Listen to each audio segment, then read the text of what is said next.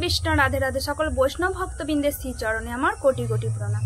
তো অপরা একাদশীর পরে আসতে চলেছে পাণ্ডবা নির্জলা একাদশী। এই পাণ্ডবা নির্জলা একাদশী ব্রত পালন করতে হবে 7ই জুন শনিবার। জ্যৈষ্ঠ মাসের শুক্লপক্ষের একাদশী পাণ্ডবা নির্জলা একাদশী ব্রত পালন করতে হবে 7ই জুন 2025 শনিবার। এই নির্জলা একাদশী ব্রত সম্পর্কে ব্রহ্ম বৈতর্ব পুরাণে ভীমসেন ও ব্যাস সংবাদে বর্ণিত হয়েছে। এই একাদশী সুখে এবং সামান্য খরচে ও অল্প কষ্টে মহা ফল প্রদান করে। এই একাদশী ব্রত ধনধান্য ও পুণ্যদায়িনী। যমদূতগণ এই ব্রত পালনকারীকে মৃত্যুর পরে স্পর্শ করতে পারে না। পক্ষান্তরে বিষ্ণুদূতগণ এসে তাকে বিষ্ণুলোকে নিয়ে যায়। জানি যে অক্ষয় তৃতীয়ার দিনে যা কিছু করি সবকিছুই কিন্তু অক্ষয় হয়ে থেকে যায়।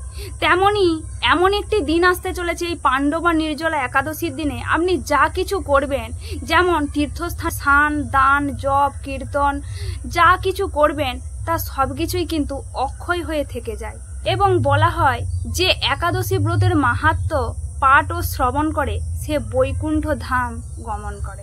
দিনে একাদশী যদি আপনারা মাহাত্ম্য পাঠ ও শ্রবণ না করেন একাদশী কিন্তু অসম্পূর্ণই থেকে যায়। তাই অবশ্যই আপনারা একাদশীর ব্রতর মাহাত্ম্য শ্রবণ করবেন এবং একাদশীর দিনে অধিক থেকে অধিক হরিনাম জপ করবেন, হরির নাম সংকীর্তন করবেন। রাত্রিতে কিন্তু অবশ্যই রাত্রি জাগরণ করতে হবে। নির্জলা একাদশী করলেও আচমনে কিন্তু কোনো দোষ নেই, আপনারা কিন্তু আচমন করতে পারেন। আজকে আমরা এই একাদশীর মাহাত্ম্য এবং একাদশী কিভাবে পালন করবেন, এই পাণ্ডবা নির্জলা একাদশী এবং পাণ্ডবরা কেন এই ব্রত পালন করেছিলেন এবং এই একাদশীর সংকল্প মন্ত্র ও একাদশীর পালনের সময়সূচি আলোচনা করব। তো একাদশী ব্রত পালন করলে আপনারা কিন্তু একাদশীর আগের দিন ও একাদশীর পরের দিন মানে দশমীর দিন ও দ্বাদশীর দিন কিন্তু আপনারা নিরামিষ আহার গ্রহণ করবেন। খুব তাড়াতাড়ি করে রাত্রে খাওয়া দাওয়া করে দন্ত মার্জন করে নেবেন এবং ভোরে খুব তাড়াতাড়ি এবং ব্রহ্ম মুহূর্তে উঠবেন। উঠে ভোরে মুহূর্তের মধ্যে স্নান করে নেবেন এবং স্নান করে তিলক পরে নেবেন, আচমন করবেন এবং ভগবানের আরতি করবেন। ভগবানের আরতির পরে ভগবানের চরণে পুষ্প এবং তুলসীপত্র দিয়ে সংকল্প করে নেবেন। সংকল্প মন্ত্রটি হলো একাদশাং নিরাহার স্থিত অহম অপরেয়হনি ভক্ষামি পুণ্ডরিকাক্ষং শরণ্যং মে ভবচ্যুত।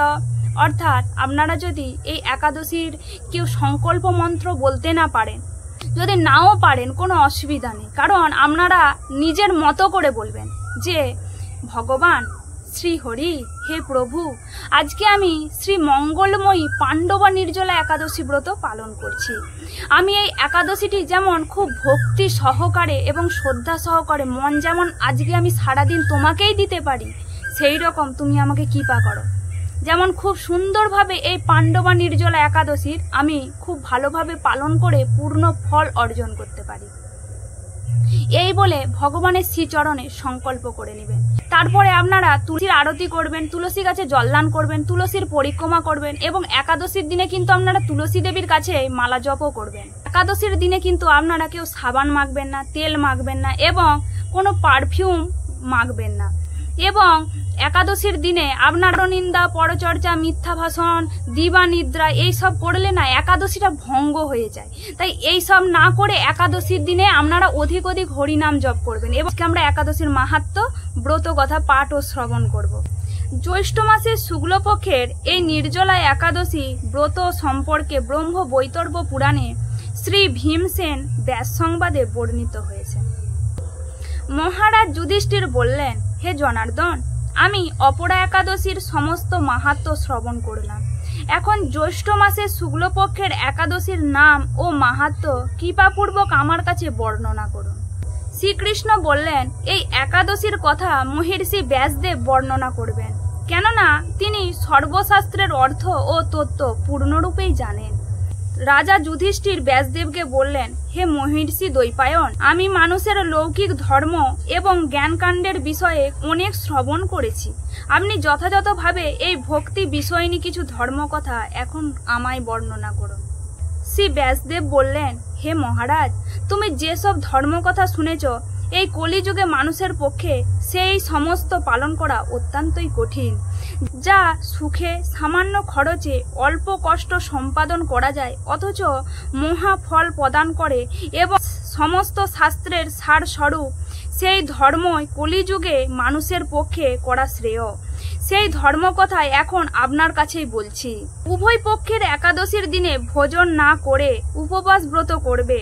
দ্বাদশীর দিনে স্নান করবে, শুচিশুদ্ধ হয়ে নিত্যকৃত সমাপনের পর শ্রীকৃষ্ণের অর্চনা করবে।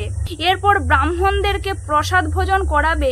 অশৌচাদিতে এই ব্রত কখনো ত্যাগ করবে না। যে সকল ব্যক্তি স্বর্গে যেতে চায় তাদের সারা জীবন এই ব্রত পালন করা উচিত। পাপ কর্মে রত ও ধর্মহীন ব্যক্তিরাও যদি এই একাদশী ব্রতর দিনে ভোজন না করে তবে তারা যম যাতনা থেকে রক্ষা পায়। শ্রী ব্যাসদেবের কথা শুনে গদাধর ভীমসেন অশ্বত্থ পাতার মতো কাঁপতে কাঁপতে বলতে লাগলেন, হে মহাবুদ্ধি পিতামহ, মাতা কুন্তী, দ্রৌপদী, ভ্রাতা যুধিষ্ঠির, অর্জুন, নকুল ও সহদেব এরা কেউই একাদশীর দিনে ভোজন করে না। আমাকে অন্ন গ্রহণ করতে নিষেধ করে, কিন্তু দুঃসহ ক্ষুধা যন্ত্রণার জন্য আমি উপবাস করতে পারি না। ভীমসেনের এই রকম কথায় ব্যাসদেব বলতে লাগলেন, যদি স্বর্গাদি দিব্যধাম লাভে তোমার একান্তই ইচ্ছা থাকে তবে উভয় পক্ষের একাদশী তিথিতে ভোজন করবে না। তদুত্তরে ভীমসেন বললেন, আমার নিবেদন এই যে উপবাস তো দূরের কথা, দিনে একবার ভোজন করে থাকা আমার পক্ষে অসম্ভব, কারণ আমার উদরে বৃক নামে অগ্নি রয়েছে। ভোজন না করলে সে কিছুতেই শান্ত হয় না। তাই প্রতিটি একাদশী পালনে আমি একেবারেই অপারগ। হে মহর্ষি, বছরে একটি মাত্র একাদশী পালন করে যাতে আমি দিব্যধাম লাভ করতে পারি, এই রকম কোনো একাদশীর কথা আমাকে নিশ্চয় করে বলুন। তখন ব্যাসদেব বললেন, জ্যৈষ্ঠ মাসের শুক্লপক্ষের একাদশী তিথিতে জলপান পর্যন্ত না করে সম্পূর্ণ উপবাসে থাকবে, তবে আচমনে কিন্তু দোষ হবে না। ওই দিন অন্নাদি গ্রহণ করলে ব্রত কিন্তু ভঙ্গ হয়ে যায়। দ্বাদশীর দিন সূর্যোদয় থেকে দ্বাদশীর দিন সূর্যাস্ত পর্যন্ত জলপান বর্জন করলে অনায়াসে 12টি একাদশীর ফল লাভ হয়। বছরের অন্যান্য একাদশী পালনে অজান্তে যদি কখনো ব্রত ভঙ্গ হয়ে যায় তাহলে এই একটি মাত্র একাদশী পালনে সেই সব দোষ দূর হয়। দ্বাদশীর দিনে ব্রহ্ম মুহূর্তে স্নানাদি কার্য সমাপ্ত করে শ্রী হরির পূজা করবে। সদাচারী ব্রাহ্মণদেরকে বস্ত্রাদি দান সহ ভোজন করিয়ে আত্মীয় স্বজন সঙ্গে নিজে ভোজনও করবে। এইরূপ একাদশী ব্রত পালনে যে প্রকার পুণ্য সঞ্চিত হয় এখন তা শ্রবণ করো। সারা বছরের সমস্ত একাদশীর ফলই এই একটি মাত্র ব্রত উপবাসে লাভ করা যায়।